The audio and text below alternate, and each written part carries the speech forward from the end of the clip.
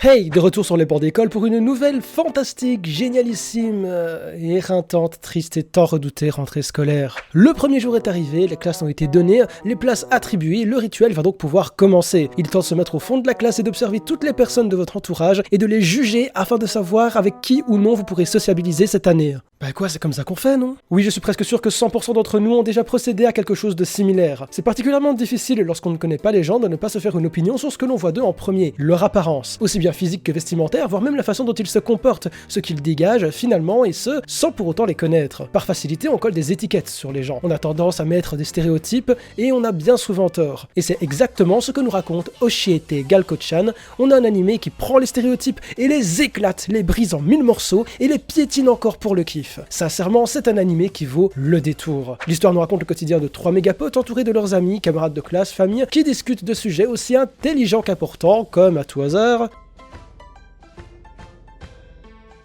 tous les personnages de l'anime ont un nom qui exprime leur stéréotype. Le nom de l'héroïne Galko est inspiré du mot japonais gyaru, qui signifie un certain type de fille qui suit certaines tendances en termes de mode. Ces filles sont caractérisées par des cheveux teintés au ton brun, blond, des ongles longs et entretenus, beaucoup de maquillage, avec un ton un peu moins pâle que la normale. Elles portent des vêtements fashion et très féminins, elles s'exhibent assez facilement, ce sont en général des filles particulièrement sexy. L'une de ces deux amies s'appelle Otako, qui s'inspire du mot otaku, waouh, admirez ma perspicacité. Elle est petite, porte des lunettes et à fond dans les animés, et Ojo, nom tiré de l'appellation Ojo-sama, que l'on donne aux personnes étant de rang plus haut que le nôtre, ou pour des filles issues de familles riches, ce qui est le cas ici. Et c'est la même pour tous les autres personnages. À tout hasard, un perso assez fat qui s'appelle Viande, si on traduit littéralement un autre, c'est Sport, inutile de préciser qu'il est sportif. Bref, t'as saisi l'idée. Que ce soit de par leur nom ou leur apparence, les personnages renvoient une image d'eux et seront proie au jugement des autres. Ce que l'anime nous fait bien comprendre dès le début avec la scène d'introduction de notre héroïne, Galko, car lors d'une des premières scènes de l'anime, on voit Galko justement arriver en retard, l'air fatigué et avec un look que certains qualifient de vulgaire. Ses camarades de classe, au vu de l'apparence de Galko et du fait qu'elle n'a visiblement pas fermé l'œil de la nuit, commencent à dire qu'elle était avec un mec, qu'elle a fait la bringue la nuit, alors qu'en réalité, Galko n'est juste pas matinale. Elle est toujours KO le matin, même quand elle dort, et la vérité derrière son retard et son visage exténué est qu'elle s'est maté 26 épisodes de l'anime qu'Otako lui a prêté pour le finir d'une traite. Ouais, ce qu'on imagine est bien souvent loin d'être la réalité. Quand tu vois Galko, tu y vois une pabèche un peu bitch sur les bords, alors qu'en réalité, c'est une fille joviale, amicale, très sociable, insouciante, qui aime les animés et la cuisine, et qui s'inspire notamment du look de sa sœur top model parce qu'elle l'admire beaucoup. Et c'est la même avec les autres personnages. Ojo, malgré qu'elle soit une petite bourge et son apparence, c'est la plus stupide du groupe. Otako n'est pas ce genre de cliché d'otaku envahissant et irritant, et Nikuko, alias Viande, est la plus douée de la classe en sport malgré son gabarit. Je trouve ça particulièrement intéressant de prendre chacun des personnages ou presque de la série et de nous les présenter d'une certaine façon via leur nom et éléments de leur chara-design et prendre ces clichés à contre-pied. Mais ce que j'ai oublié de mettre est que la série compte 12 épisodes,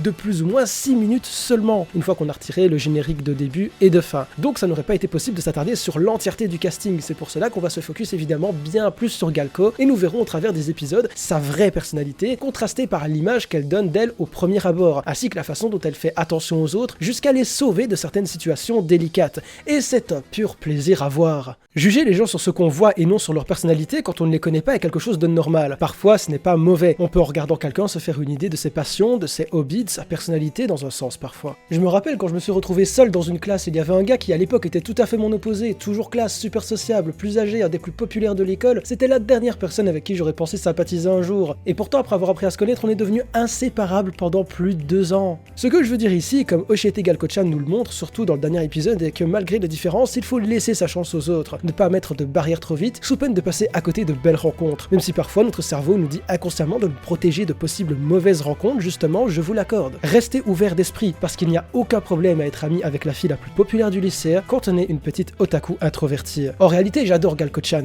Elle est un modèle pour tout le monde. La façon dont elle traite les autres est exemplaire et le monde serait inévitablement meilleur si tout le monde agissait comme elle le fait. Je veux une Galko-chan dans ma vie et je veux que vous alliez voir cet animé. En plus de ses belles thématiques et messages, les personnages sont super attachants, les chara-designs sont excellents, le jeu de couleurs est simplement parfait et c'est drôle, réellement. Sans compter les références à d'autres animés très plaisantes à discerner, et les gars pourront peut-être en apprendre un petit peu plus sur les filles, qui sait. Je veux plus d'animés comme Galko-chan qui sortent de l'ordinaire malgré leur setting simpliste, qui traitent de façon originale et intéressante ces personnages et me font rire en moins de 6 minutes, et pas toutes ces conneries qu'on se tape chaque saison avec des concepts vus et revus qui vous pompent votre temps pour vous laisser au final indifférent. C'est court, dynamique, drôle, plaisant et enrichissant, donc va voir Galko-chan, bordel de...